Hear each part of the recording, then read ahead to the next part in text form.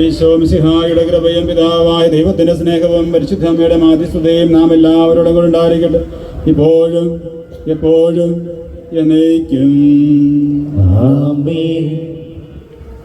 New Bazar റോഡിലുള്ള ഈ പന്തല ക്രമീകരിക്കുവാനും അതിനുവേണ്ട എല്ലാ സഹായ സഹകരണങ്ങൾ നടത്തിയ എല്ലാ സ്നേഹം നിറഞ്ഞ വ്യാപാരികളെയും സ്നേഹത്തോടും നന്ദിയോടും കൂടി ഓർക്കുന്നു. പരിശുദ്ധ ദൈവമാതാവിൻ്റെ അനുഗ്രഹം നമ്മുടെ ഓരോരുത്തരുടെയും ജീവിതത്തിൽ ഉണ്ടാകട്ടെ.